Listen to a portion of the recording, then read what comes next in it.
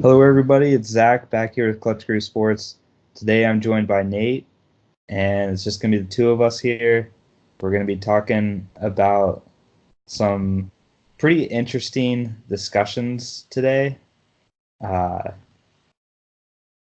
this is going to be the first episode of a new format, so to say.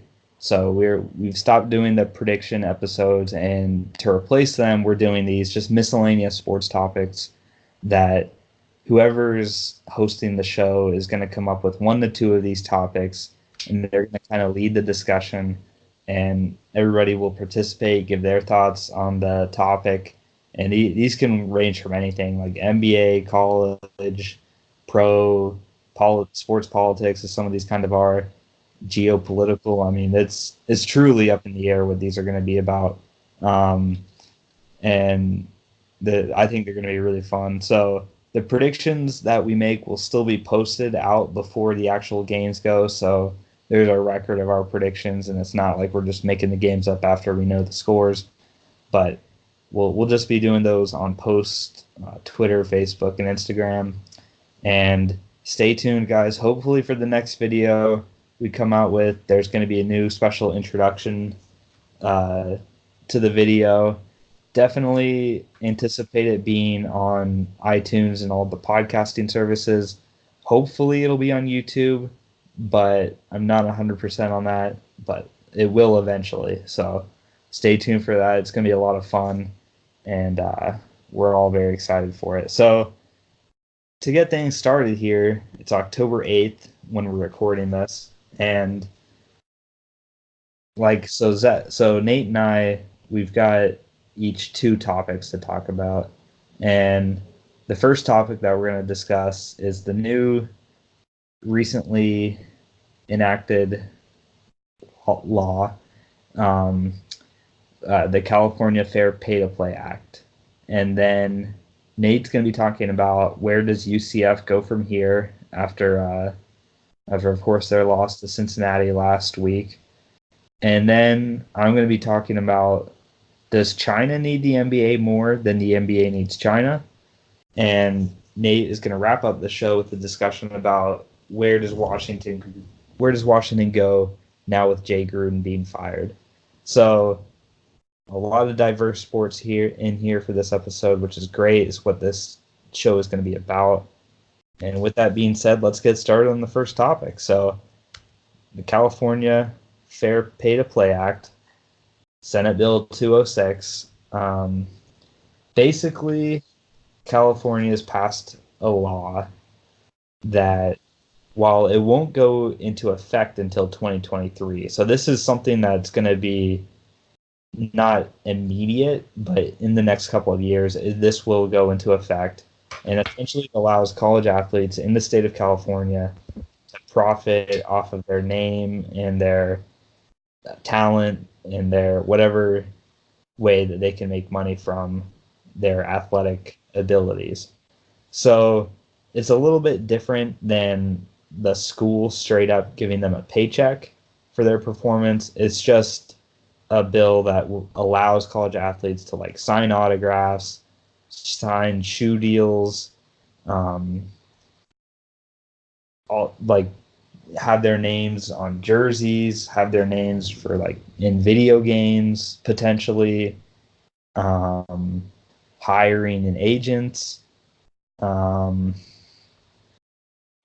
I missing any of the big ones, Nate? Like that's the autographs and the shoe deals and stuff are pretty big.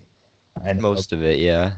Yeah, so pretty much just any way that they can make their money off of their, their talents and stuff, they are allowed to do that. Right now, it's an NCAA violation to be making any kind of money off of your status.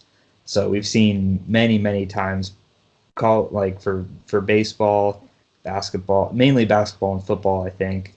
Um, high profile athletes. Reggie Bush was one who, got some money for doing things like signing stuff, and all these players that have been punished for that before, pretty much it's saying that there's going to be no punishment. You can't do anything about it. So this is huge because this is totally against everything that the NCAA currently stands for. And what I was reading from an article is that the NCAA with these California teams really has three different options for what they're going to be choosing to do. I mean, obviously, they're going to be trying to fight this law. There's certain tactics that they're going to be using to try and, like, say this is unconstitutional or whatever, or try and deny this from happening. But let's just go into the assumption that this law does go into effect like it's supposed to, and it does happen. So it's a violation of NCAA rules.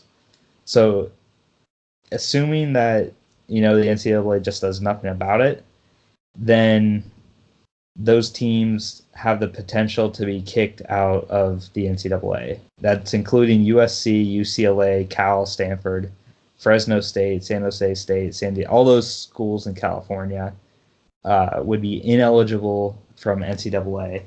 They would be ineligible from the Mountain West Conference, the Pac-12 Conference, and who knows what would happen after that. Would they form their own sort of conference and make up their own rules about having these endorsement deals? So that's one option. The second option is, I guess, truly the do nothing option. So this option would be the schools, the law comes into effect and the schools stay in the NCAA. And of course, this has the huge issue of giving an unfair advantage to the California schools, because players are going to be more likely to go there now that they can make money legally from their name and their image and stuff. So that's the second option, just keeping all these teams in the conference, in the NCAA. And then the third option is that they would themselves change their rules so that this law sort of takes place nationwide, and that any school can't deny students from making money off their name. So those are, and this is pretty crazy stuff, guys. I mean, this is a big chunk. It's not like this is like the state of Hawaii doing this. Like, this is the biggest state in the country, population-wise. And this, California has got the fifth largest economy if it were its own country. So this is a massive, massive event. There's some things from the article about renaming it the Pac-8 if this were to happen, because there's 4 teams from California in the Pac-12. So that definitely takes their brand of competition down in that division or that conference. So my question to Nate is, if and then I'll answer this too, but if the NCAA has to deal with this, what do you think is going to happen? Do you think they're going to be kicked out? Do you think they're going to change the rules or keep them in the NCAA? And I think that they're going to kick them out. I think they're not going to be in the NCAA, but I think they should probably change the rules, because this is something that's really, I don't think it's that big of a deal. It's not, a paycheck for the athlete. It's just them being able to make some money off their name by signing some autographs and stuff. I think this sort of stuff happens a lot anyways, and it, is black market under the table sort of thing.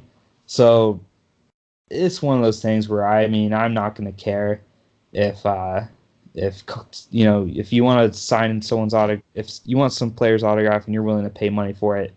I think it's a free market. I think you should be able to do that. So that's what I think. That's what I would vote for out of these options. And then obviously you get to keep the schools in the conference. But if I had to just guess, the NCAA has shown their stubbornness before. I think they would actually kick out these schools in California, and you would be looking at a new sort of system. And then that brings up the question of, are other schools going to leave the NCAA and join them? like all those Western teams out in like Utah and Colorado, Arizona, Washington, Oregon, are they all going to leave and then, you know, and then join this new thing and with the new rule of the endorsement deal thing? Then I think that could really, really ruin the NCAA. But this is just such a fascinating topic to me. And Nate, I know you've got some like business sports law sort of education background. Right. So yeah, so I want to know what you've been told about this and what you think will be the results. Yeah, I mean, this is a super interesting topic. Like, we could honestly spend a whole one of these episodes like talking about all the different like, details and possibilities. But kind of going off what you said, as far as there's kind of a few different like issues at play here.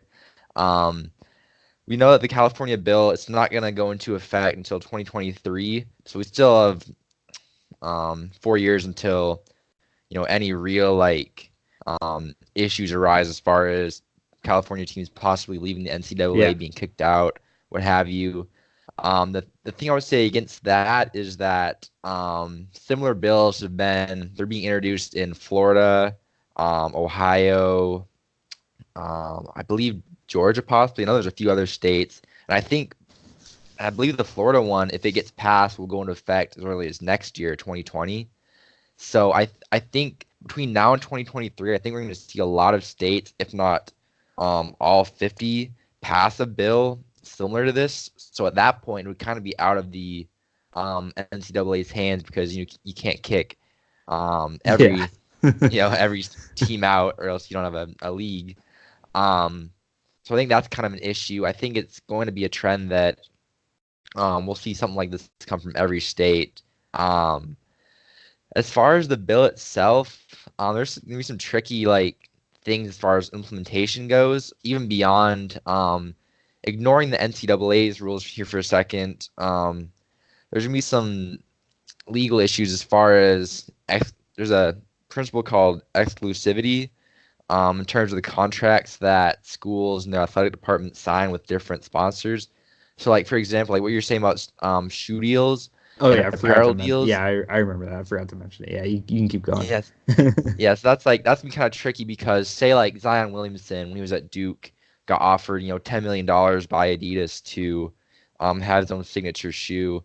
He wouldn't legally be able to do that and still play at Duke because Duke their exclusive shoe and athletic gear provider is Nike, so that would be in violation of Duke's contract. They wouldn't let him play in obviously Adidas shoes, anything like that. So that kind of idea, and they have athletic departments have sponsors, in all different kind of sectors as far as food, um, other like they have official like card sponsors, all kinds of sponsors that you wouldn't really be able to be endorsed by as an individual athlete because if it's a different sponsor, it would violate your school's agreement. Yeah.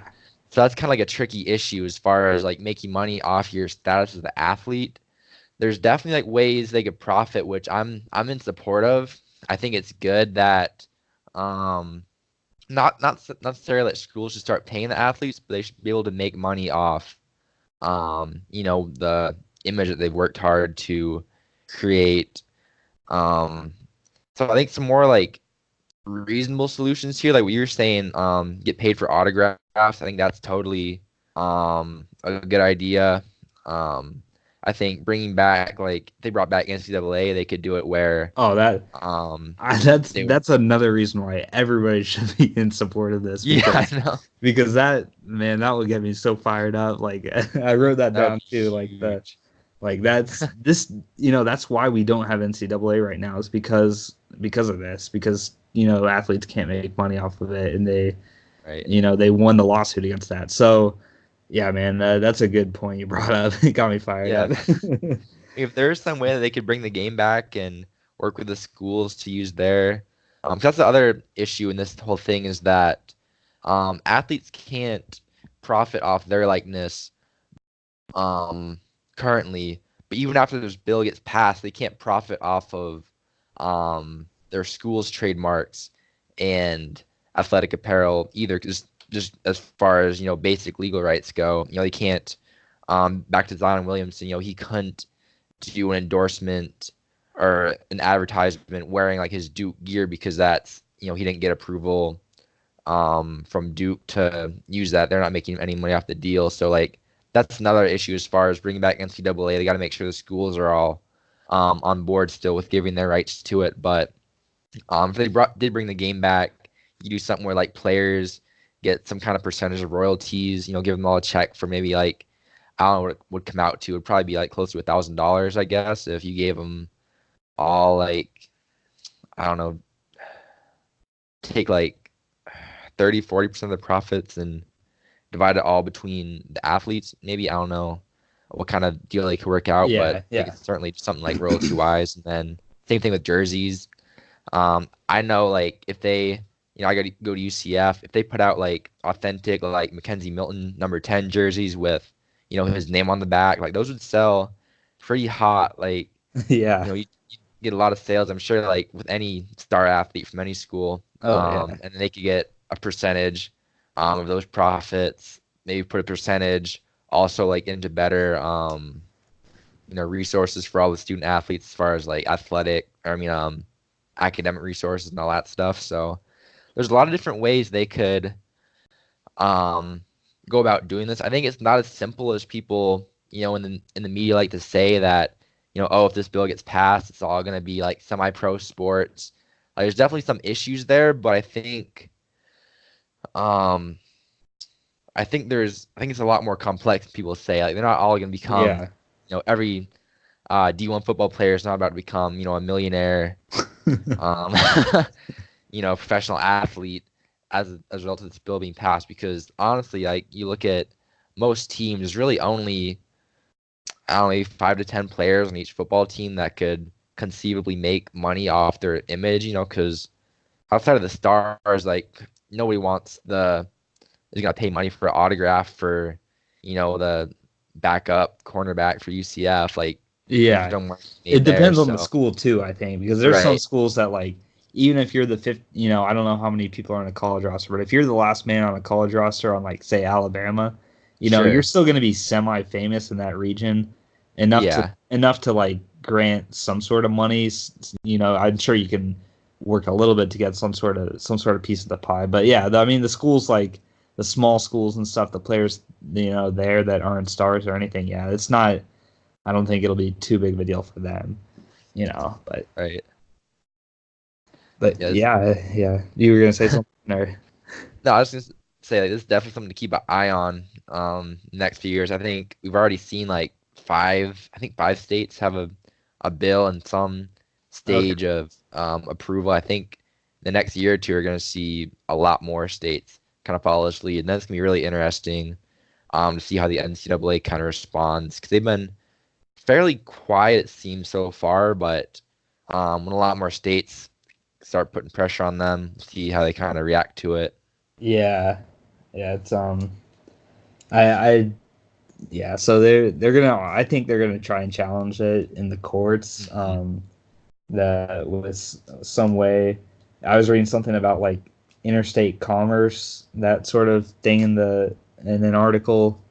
That too. Um, so I'm not sure what all that means because I'm not intelligent with that sort of stuff. But it's yeah, it's some, and I mean I'm down with three, not down like I'm disappointed with like I'm Yeah, on board with like free markets. If you're absolutely. if you're able to, if someone wants to buy something from, if someone wants to spend money for your autograph, I think it's perfectly right for you to be able to make that transaction and also Especially because, like, oh, sorry. selfishly NCAA football.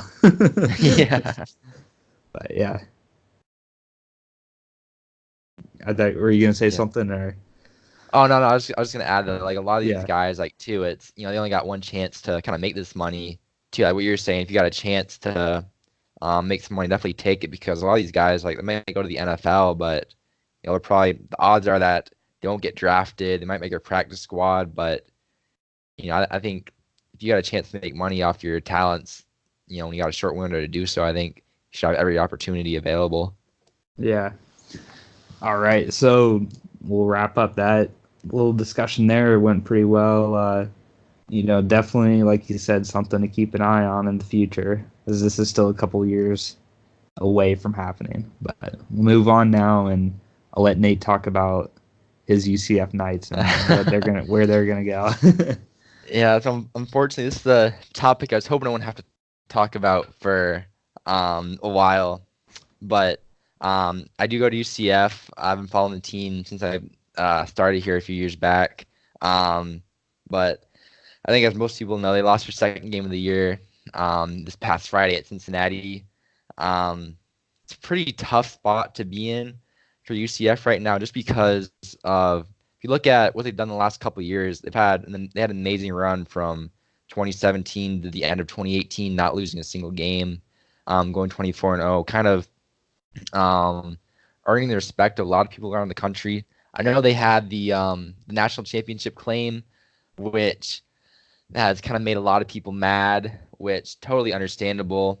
But I think at the same time, like, it's really been big for them to try and go out and get some kind of notoriety, kind of like, get some, uh, I guess, get people like aware of the brand so it doesn't go away after a loss like this um, when like it kind of fade out of the top 25 polls and the constant weekly um, primetime games and all that.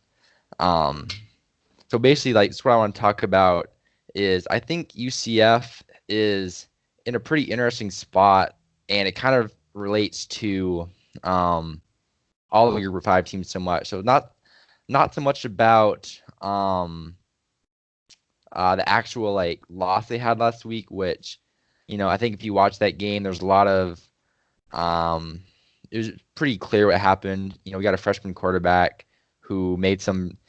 The talent is definitely there, but he obviously made some very freshman-like mistakes as far as interceptions and turnovers go. Play calling probably could have been a little bit better in some instances, but overall, it's kind of a little bit of a letdown year for UCF. More of a rebuilding year than we previously thought. But kind of back to what I was saying. Overall, it's a pretty interesting scenario for all the Group of 5 teams because it kind of shows how difficult it is. Even with the new playoff, I guess it's not really new anymore, but even with the playoff situation going on, it kind of shows how difficult it is to compete on a national scale, like as a Group of 5 team. We saw it with Boise State a few years back when they went to the Fiesta Bowl and upset Oklahoma. Um, they earned a top 10 ranking, I believe, but then a few years later they kind of faded out of national relevance. They're doing really good this year so far. They're undefeated. Look to be the front runner for a Group of 5 BCS bid, but overall, like, they haven't really stayed in the national. Kind of figure out think of the word here. National Picture, conscious. yeah. Yeah, like kind of consciousness. Like, they're not a team that you think about every week, like um, you know, a Ohio State or Michigan. Mm-hmm. Like, even when they're not that good, you still got the Michigan game on Fox every week. The analysts are talking about. Um, they're talking about them in every preseason poll. So I think it's frustrating for UCF in this scenario because they had gone undefeated for 2 years, lost that Fiesta Bowl to LSU, but going into this year, they definitely had some good respect, like, nationwide. Even after the loss to Pitt, they were still ranked, which was very surprising. I thought they would have dropped out of the polls entirely, but um, the poll makers kind of gave them another chance to redeem themselves, which they kind of blew with the Cincinnati loss, unfortunately. But it was kind of frustrating after 2 years of kind of getting to that point where maybe, like, this year, if they went undefeated, they would have got some at least discussion for the playoff. Not that they would have made it still, because there's still some very um, tough teams at the top of the polls right now, namely Clemson, Alabama, Oklahoma. But I think it kind of illustrates the issue for what Group of 5 teams have been talking about for a while, that Like, just for UCF to get to this point, they had to win, 24 games in a row, blow out every team on their schedule, beat, a top 10 um, Auburn team in the Peach Bowl. So it's like, I think if you're another Group of Five school like a Boise State or a Memphis or something like that, like it's kind of hard to see like your path to compete in this system with the playoff and the rankings and all that stuff. I know Zach can kind of attest being a USF fan. Like they had some good years a few years back, Oh yeah, but they didn't really get any respect either. So it's kind of Birmingham Bowl, man. It was like the yeah, I farthest we know. got, even though we had like a 2-loss season or something. Like yeah, Yeah, so I think it's just kind of um it just kind of is like where do you go from here almost. I know UCF just being here as a student, you see they've done a lot of work marketing wise, promotion wise to kind of like capitalize on that streak they had going on and try and stay, in the forefront of people's minds, whether that's on social media. I know they've been kind of aggressive on there, trying to like troll teams and all that stuff. yeah, I guess any attention is kind of good attention, if you're desperate for it like this. But um, yeah, that's kind of what I had. That's basically my main takeaway from this loss. It's not so bad that they lost 2 games. Most teams, that's pretty average. It's pretty respectable, honestly, to be 4-2. It's not a bad season, but the expectations, it's kind of interesting how high they've got around here. After going winless a few years ago, now, potentially a 2-loss season is seen as a pretty bad thing. yeah, Um, yeah. yeah, so I thought that was kind of funny. Yeah, But as far as what you're talking about the chances of one of these group of fives making a playoff, I think is highly, highly unlikely. I mean, they right, would have to like schedule every non-conference game to be like either Alabama, Clemson, LSU, like Georgia. They would have to be all legit teams. You can't schedule yeah, any FCSs, you can't schedule any low tier, teams like Vanderbilt or Tennessee right now. Unfortunately, I'm thinking about or Kansas's or teams like Rutgers. Teams like that, right. Syracuse, Illinois. But not Syracuse. I don't know why I said that, but but I was thinking of a couple of years ago. But yeah, Yeah, no. What I think the NCAA should do with this to make, I think with the way that the whole college playoff is right now, it's so like, there's still always going to be a debate on who gets left out, who's in, who's out when it comes to the final thing. Because obviously you can't make it like you can't make it like a March Madness style tournament. right, Um, but I think they should really increase it to 8 teams because then you could do something where the winners of the ACC, the SEC, Big 10, Big 12, Pac 12, all those championship game winners get automatic bids. So that's 5 right there, I believe. And then you give the best group of 5 team. So that'd be 6 teams like locked in.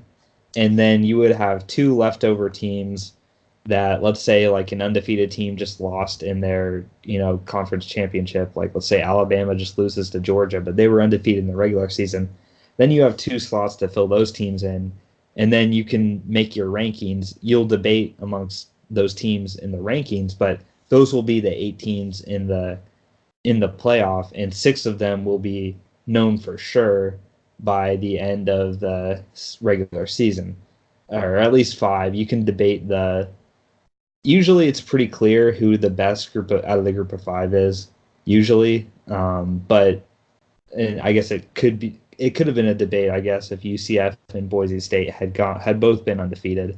But usually it happens right. where one of those teams loses, and it's usually just one undefeated or one loss team clearly better than the other one loss team. But I think that'd be really interesting because then you would give all those teams a chance. I mean that would be so much fun to watch.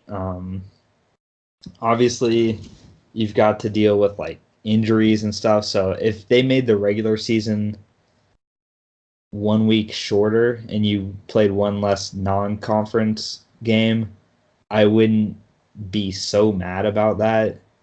Um, I think some people might be, but personally, I wouldn't be so mad if like because most good teams play some sort of cupcake every year. If they got Yeah. rid of those, I mean, those are pretty much bye weeks anyways. So No, with the rare like huge upsets and stuff, but if they did that to allow for healthier teams at the end of the year, I'd be okay with that. And then doing it 8 teams would mathematically still be fine because you can have just no buys, just number one plays number eight, etc. Until you get to a winner. So then I think those then we'll also it'll be settled like okay that's the best team because sometimes there's teams that are brought into the college football playoff that just stink it up in their first game, and there's always a debate. Oh, who, should the team left out have been in instead of that team that was put in? When that team that was put in, like last year, Notre Dame, really stunk it up, and Georgia yeah. fans were all clamoring to be put in. So I think, and then that also gives a lot more incentive to win your conference championship because I think that should be valued more important. Like that should be really high on the list of what it's who makes the playoffs. I think winning that should almost like guarantee you to have a chance at the playoff. So I don't know. What do you feel about that, Nate? Are you on board with that or? I totally agree with that kind of setup. Um, I think that's kind of the only um, I guess logical way to deal with the situation, just because um, kind of like what I was saying about UCF, how much they've kind of done just to get this position and still not be able to even be close to um, being able to make a college football playoff. Not that they could necessarily even beat an Alabama or Clemson this year or anything like that, but it's just like it kind of makes you question like why is the group of five here right now if they can't, they're playing the same FBS, but they can't, compete to win the championship. So I think would be kind of my ideal solution. Yeah. Um, I totally agree. Like, get rid of 1 week of regular season. Like, don't play, the Citadel this year. If you're Alabama, you got an extra week. You're probably gonna have an extra game playing in the playoffs. So I think that'd Yeah. be a great solution that I'd like to see in the next few years. Yeah. Hopefully. Um, all right. So we'll move on then to our next topic that I'm going to introduce, and the picture here shows James Harden playing the game in China, and obviously that's why that uniform looks different. Just a funny picture, and some people behind it and stuff taking pictures of him. It's pretty funny. But so the reason this is a true current event because the California thing's been mulled up. It's been mulling around for a little while. Uh, but this is really new because up until this point, it seems like the NBA and China were on pretty friendly terms, as anybody can be with China. Um, but I wanna reference some people, give them some credit here, where I got this information from. So shout out to James Arity and Ben Cohen from the Wall Street Journal for giving me the background information to talk about this subject because I really didn't know much about it when I first heard about it. And my initial reaction, the question that I posed was, who needs each other more? Does the NBA need China more? Or does China need the NBA more? Initially, I thought the NBA needed China more. Um, but now that I've been doing some research on this, thanks to those two guys, I've kind of switched my answer on that. I think, if I had to pick an answer to that, I would say China needs the NBA more. And, there's some things I didn't really know that I now know from reading this article, but the NBA is a huge part of the Chinese sports culture. And that's, really been, Yao Ming's a huge part of that, but still for whatever reason, NBA has found its way to China and it's really popular there. So just some statistics and stuff about how popular it is. There's 300 million Chinese basketball players, which is equivalent to about the entire U.S. population. So just think of everybody in the United States playing basketball. That's how many people are playing basketball in China, which is, kind of crazy to think about. And 500 million people in China watch or have watched an NBA game in the past year. And there's a $1.5 billion deal with Tencent Sports, who shows the games in China.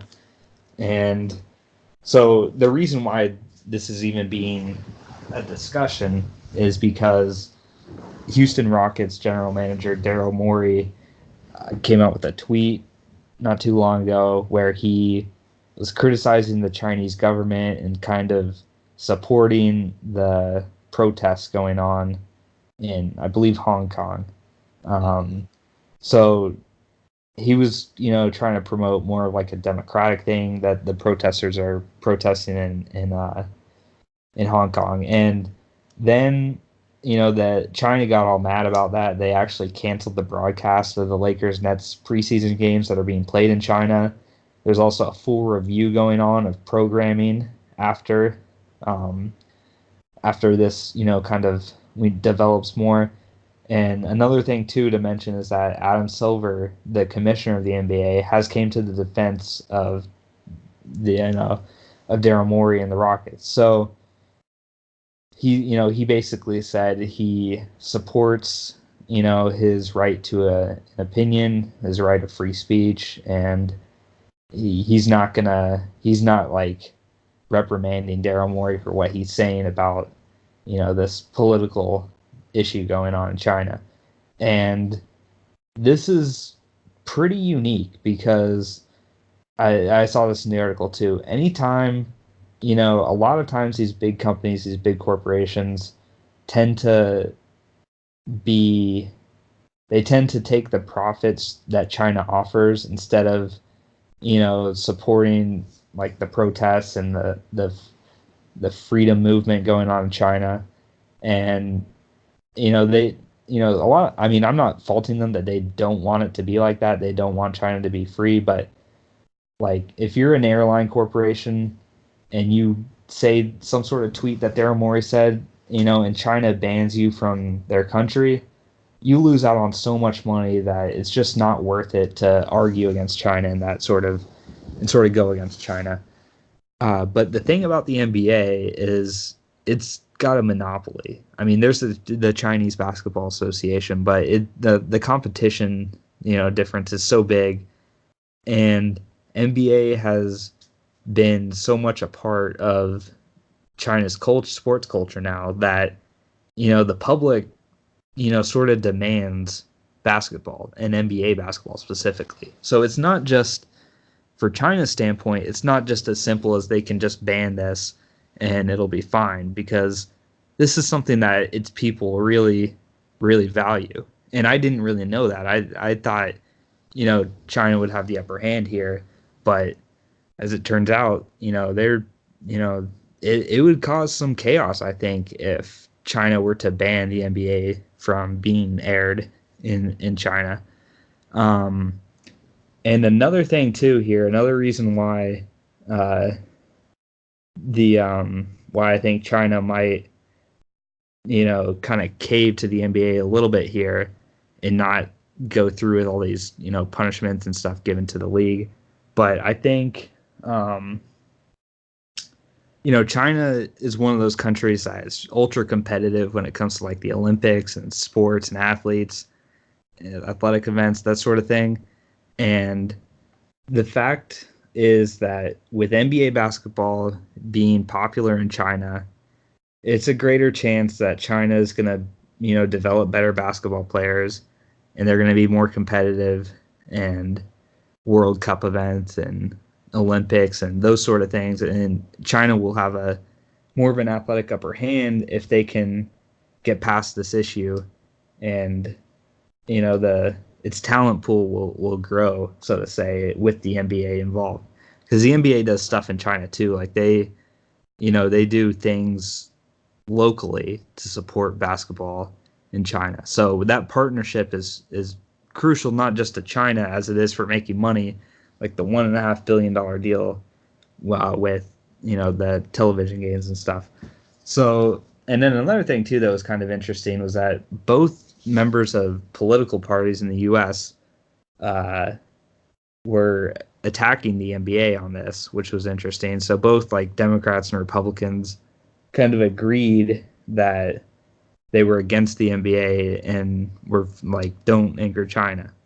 Um, but this is a really big issue. I mean, this is something that I don't think anything other than the NBA could stand a chance with getting, with not, losing out on their business and stuff. So, the NBA obviously would be doing just fine without China, but China in all international aspects of the NBA is really what the NBA is focusing on to try and grow their sport bigger than the NFL.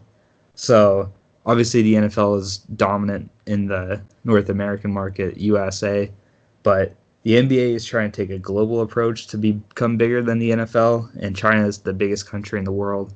So it makes sense to have a great relationship with them, which they had an okay relationship with before, but with these tweets, it's all it, I don't know the Chinese government. I know that the president there has been to Lakers games before, so he's an NBA fan. But it's it's a interesting issue, and if I had to pick a side, I think the NBA's got more leverage than China does here. I mean, you know, if if you take away the NBA and there starts being riots from that, I mean, that would seem pretty crazy, but it might actually be the case. So, Nate, I don't know what else you have to add to this or what you think about it, about that question, if you lean the other way or Yeah. not. But I'm interested in hearing what you guys say. I don't know. I think it's tricky because I see where you're coming from. I know it's like a huge deal over there. It's really their biggest sport. Um, but at the same time, I don't know if the NBA has any leverage in this scenario just because China really is a pretty authoritarian um country. They're really like when you really look at it, they're probably only a few degrees better than, you know, North Korea in a lot of instances. Like they're the type of country that's not gonna have any issue, blacking out NBA games, not letting their people watch it on cable TV, blocking it out on the internet. And I definitely think there'd be some big backlash, like what you were saying from the, so many people over there are basketball fans, but at the same time, they've got riots already going on in Hong Kong. Like, I don't know how much worse, it could get. Like, Yeah. from China's perspective, it's like our people are already unhappy. Like, what, you know what I mean? Well, they Like, could be using the NBA to like calm them down a little bit or something. Like sure, China could spin this off as like, okay, we're giving you the NBA, like let's make a compromise. Like, as crazy that is like, what do you want? Like, free right, freedom to speak out against the government or NBA, but like, yeah. I mean, two completely different things. But like, yeah, I see your point though. Yeah, it's a tricky situation for the NBA because I see why. Obviously, that's a huge market. And that's a big, like what you're saying, trying to beat the NFL in terms of being the most profitable league. That's a huge competitive advantage because the NBA or the NFL really doesn't have any um, a big foreign presence aside from their London series. But even then, like it's not a big deal. They don't have the base of fans that sit down and watch the NFL every Sunday over there. Compared to what China has in terms of fans who are gonna sit in and watch all the basketball games, buy, NBA ticket. So I see why you obviously don't want to make them angry because that's um a huge like amount of revenue to lose. But at the same time, it's kind of interesting to me just in terms of is the NBA like gonna kind of put their money where their mouth is? Almost just because in the past they've been so vocal with like supporting social issues, as far as they had the players come out with the what was like the I Can't Breathe shirts, all the stuff with like Black Lives Matter, Yeah, um, other players are all very, they're very free to like talk about whatever, um, they believe in, like whether you agree, disagree. with their actual stance. Like in the past, the NBA and Adam Silver have been very, supportive of that, kind of giving them their leeway, which is a lot different than what we've seen from the NFL, kind of in terms of what their ownership, how they reacted to all the anthem protests and all of that. Yeah. Um, so it's just interesting to me that the NBA has tried to really be the progressive league, try to come off that way, but now that um, they're about to lose money from taking these progressive type stances, they're kind of pumping the brakes a little bit. So to me, it's just kind of funny. Like, are you gonna prioritize money here in China at the expense of people kind of voicing their concerns? Because South Park actually did an episode about this. I don't know if you saw, just about um, China and kind of like basically the episode was, I don't remember whose dad it was, but he was trying to like start a business, and China, like, I don't know, what was it? Oh, shoot, I'm trying to think. It's okay. I just watched it last night. Basically, the point of the episode was like people were trying to, or no, the kids were trying to start a band, and they're gonna get financing from like China, and their whole like band was like censored by, you know, Chinese people because they're offended by like certain lyrics and stuff, which obviously is a pretty huge exaggeration because it's South Park and it's satire and stuff. But it's kind of a good point. Like, are we gonna, as Americans, are we gonna sit here and let China, tell us what we can and can't say? Like, we have freedom of speech over here. Obviously, they don't over there. But are we gonna let a foreign country tell us, what we can and can't say about political issues just because they're such a big economic force? Like, I think that's kind of the big issue to take away from this. I think the NBA will probably get things resolved. Um, like you said, their product's so big over there. Like, I think they'll get things resolved from a monetary issue. But I think just going forward, because China's so big in all areas of the economy, are they gonna?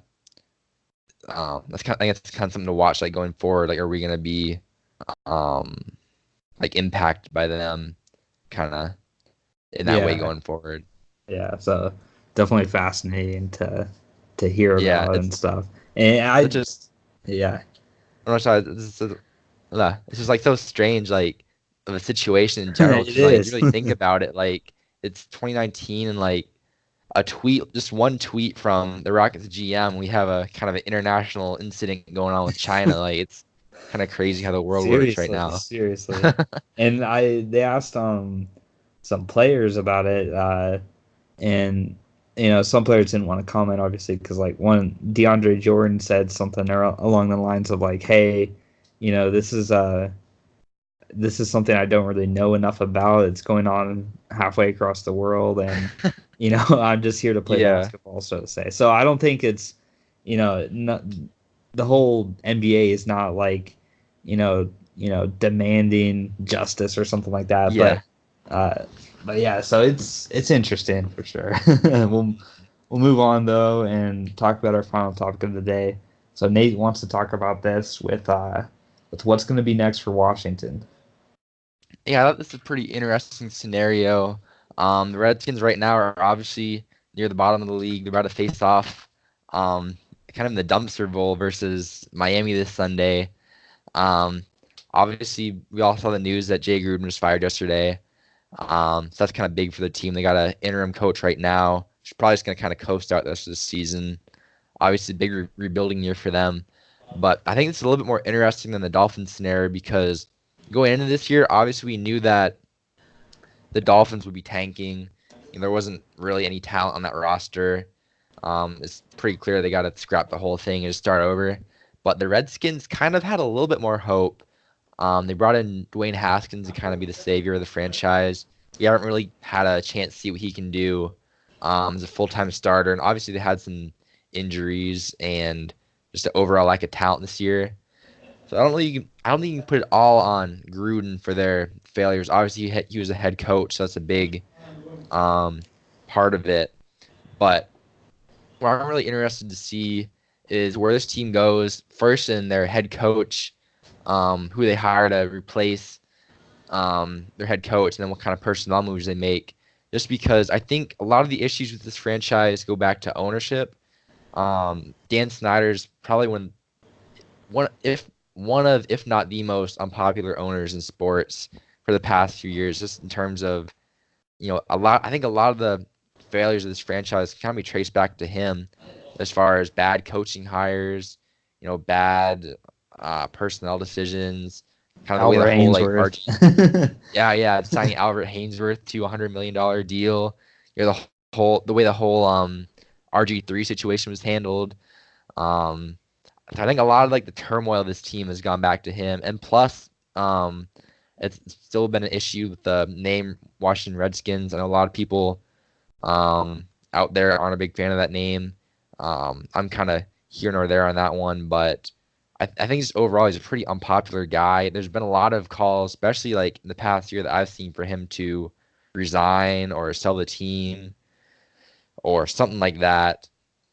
But I think what's gonna be really interesting is to see like if he does remain the owner of the team going forward, what Washington's gonna do about um, their next head coach. I was reading up on some candidates. The big one I keep seeing is Byron Leftwich. I know he's a pretty I wouldn't be great. surprised. Yeah, he's a pretty he's kind of a rising star, kind of like a Sean McVay, almost where you hadn't really heard of him, but he's moved up the ranks pretty fast to be. I believe he's Arizona's offensive coordinator right now. Tampa's. Um, Tampa, He that's right. went He was back with with Bruce Arizona. Arians. Yeah. That's right. Yeah, Yeah. he was on that staff. But yeah, I mean, he's kind of the first hire I've seen.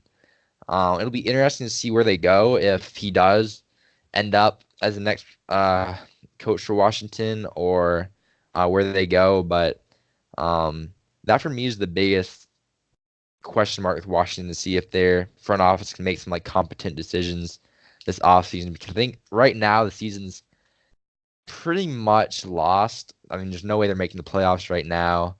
Um, but it will be a good opportunity to see what Haskins has.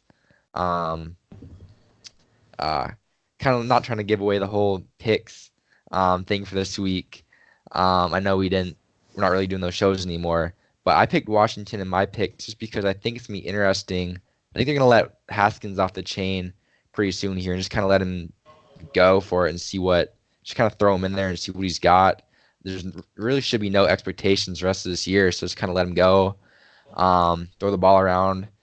Probably gonna make his fair share of rookie mistakes, but kind of see what you have out of him. See if you gotta work on maybe even getting another replacement this offseason or in the draft. Kind of addressing that whole situation. So I Yeah. think Washington, it's like obviously the Dolphins are in a bad spot too, but I think Washington's a lot more interesting because we don't totally know where the situation could go. Like this wasn't supposed to be a total tank year, but it's kind of becoming that. Hmm. So Yeah. I'll let you kind of say what you're thinking about it. Yeah. So first of all, I think this firing was totally justified here. He had what 5 or 6 years as the coach if he was in this fifth or sixth year, and for me, Yeah, he's six. I've always said you should give a coach at least 3 years to truly evaluate them as a head coach because the head coach is getting fired in 1 year. I think is really unfair. 2 years, some instances, I think it's acceptable, but then 3 years, is your time to either have made the playoffs or just have a really good team, but have high expectations in the fourth year. So he's definitely past that mark, and he's had pretty disappointing seasons with only one playoff appearance. And he even seemed to be okay with being fired. I mean, he was kind of like, I think his attitude and stuff the last couple of weeks has been like, I'm going to keep coming until they, like tell me I can't. Like, kind of, it's similar a little bit to Blake Bortles last year after the season, where it was like, everybody, kind of thought he was going to be, let go from the team release, but he was still part of the team. It was a weird dynamic. It's really weird for your head coach to be in that position, but and then another thing too, and I agree with you on everything about the owner. I think he's been a huge issue for him, but it. And one thing too, I wouldn't rule out their interim head coach as keeping that job because, and I don't know his name, but he I'm he just looking at actually it. he actually likes Haskins, and I know he has NFL head coaching experience, so he's got a large part of the season to make his mark, and if the organization likes him, we've seen it before where they don't necessarily ought to always fire the interim head coach. Um, so he could end up staying as their coach, but it's a wait and see thing. Because another thing too that you didn't mention is that it was reported that Gruden did not want Haskins, so but the owner did, so the owner kind of forced them to pick Haskins, and the new interim coach apparently likes Haskins. He's got a better relationship with him, so I'm afraid that Haskins is going to be this year's Josh Rosen because Rosen was in Arizona for 1 year, a top 10 pick, uh, started a little bit. He wasn't the day one starter, but ended up starting because the team was doing so bad. And then the team was so bad around him that they hired a new coach who wanted to pick his own man. And then Josh Rosen was kind of left out and then floated up in Miami. And he's probably going to go through that same experience again where they're going to take a quarterback in the draft. So I'm afraid for Haskins that he's going to be this year's version of that with Washington not having a good team and then him struggling because of that. We don't really know what he's capable of. And then he gets fired, he gets traded or something like that. And he ends up, just being a backup or something. We never really get to see him, thrive. So that's something interesting I was thinking about between the two. I sense a lot of potential similarities, but I mean, if Haskins does impress people, obviously he won't have that fate. But if he's got low expectations, but still, even in the NFL, if you're a rookie first round pick, you still have some expectations. And I was just wondering if you kind of agreed with me on that or not. Uh, I agree. I didn't even think about the whole um Rosen situation. That's a really good analogy. Like it could be a tough spot for Haskins to be in if he doesn't show out the rest of this year. If he doesn't produce right away, maybe they will, you know, let the next head coach or whoever pick a new quarterback, and then maybe he gets pushed off the team or as a backup or traded or who knows. But I totally agree. That's could be a tough spot for Haskins to be in. Yeah. So, with that being said, guys, we're going to wrap up this episode. Hope you guys all enjoyed the four topics we brought up today. I know I did. They were, ranging from the NFL to NBA to college, like all around sports. So, stay tuned. These ones will be coming out every Friday. Uh, it'll be different hosts, different episodes, but we're all going to kind of bring one or two different stories like this and introduce it, talk about it, and have some fun with it. So if you guys also have any suggestions on any potential topics for the future, make sure to comment that. And I guarantee you, if you suggest it, we'll talk about it because uh, listenership has been down recently. So we're trying to do things we can to change that. And this is a good way to get your voice heard and to get some, get some, I'm trying to say like, you know, Like have some impact. interaction. Have some Yeah, interaction, have some impact on this. So, for sure. we'd be grateful to hear from you guys, and yeah. So thanks, Nate, for coming on for this episode. Uh, For sure. Without you, it wouldn't be possible. So for today's one. Yeah. um, yeah. So take care, guys, and hopefully everybody has a great day. See ya. For Eric, peace.